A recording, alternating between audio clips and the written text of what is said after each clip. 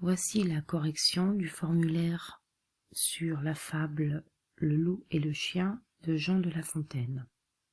Je vais vous proposer dans un premier temps de vous donner quelques mots de vocabulaire. Fourvoyer, perdu, un dog c'est un gros chien, avoir de l'embonpoint cela signifie être bien en chair.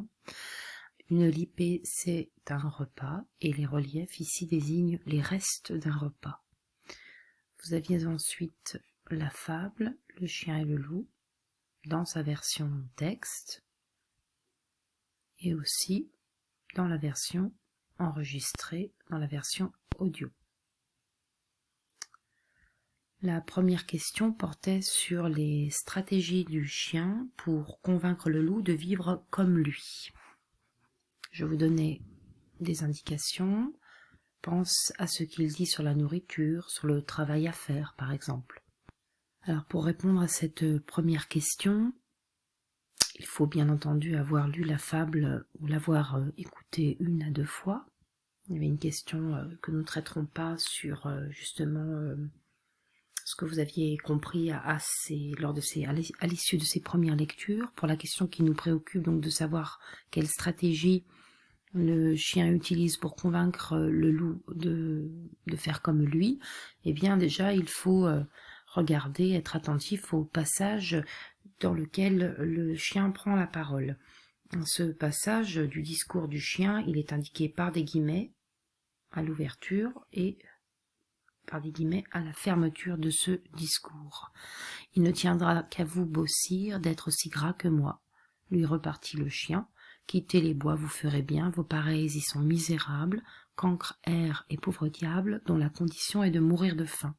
Car quoi, rien d'assuré, point de franche lipée, tout à la pointe de l'épée, suivez-moi, vous aurez un bien meilleur destin. » Donc dans cette réplique du chien, il y a plusieurs éléments.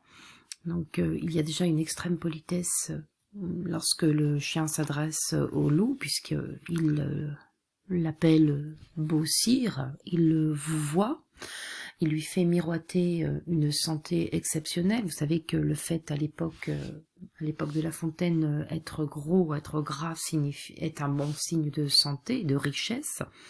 Donc il lui fait miroiter la santé par la nourriture.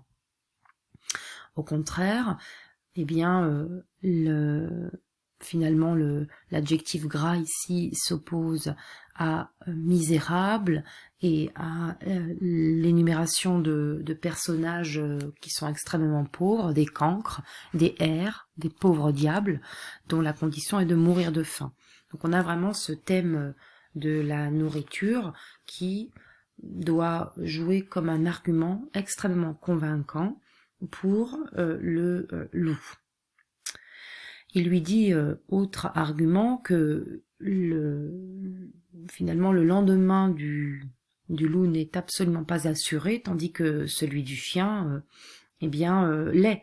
En effet, le chien est sûr d'avoir de quoi manger le lendemain, alors que le loup doit se battre pour gagner sa nourriture.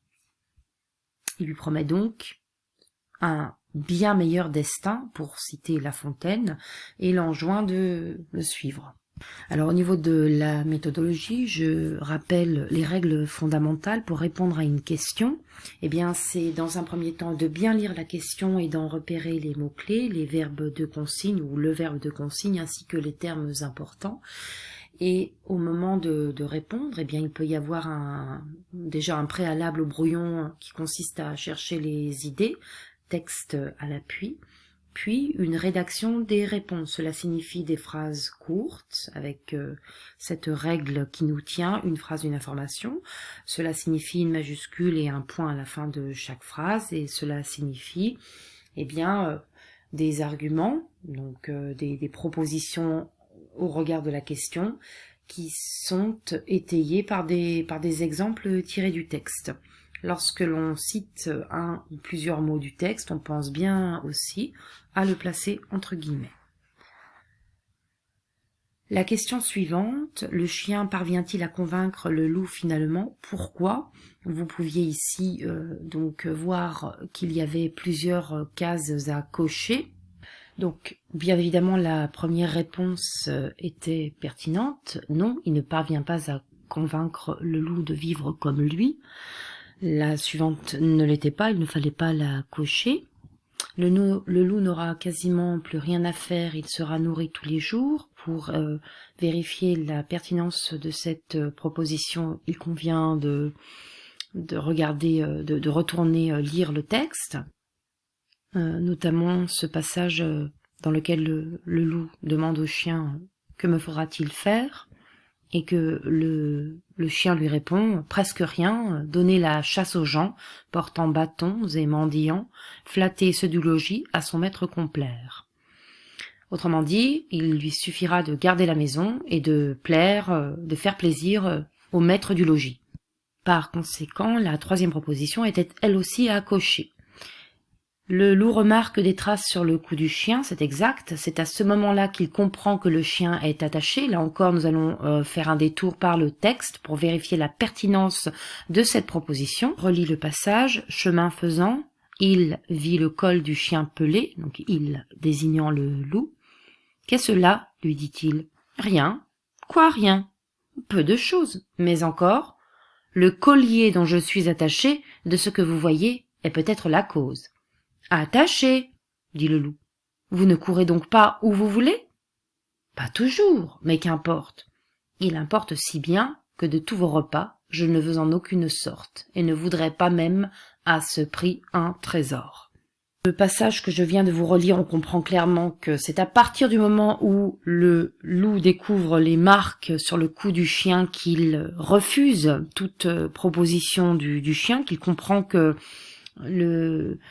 le projet que nourrit pour lui le chien n'est, pour le loup, animal sauvage s'il en est, n'est absolument pas envisageable, et donc que cette proposition, le loup préfère renoncer à sa liberté, est fausse.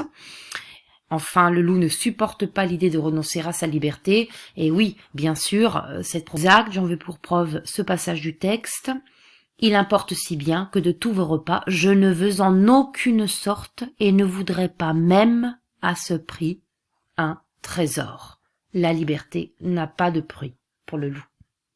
La question suivante était tout à fait personnelle. C'était un moyen détourné de vous demander si vous préfériez la sécurité à la liberté quelque part, même si la question, comme je la formule, est un petit peu maladroite. Eh bien, elle vous invitait là à argumenter votre point de vue. Enfin, la dernière rubrique vous demandait de procéder à la révision des homophones qui avait été vue la semaine précédente.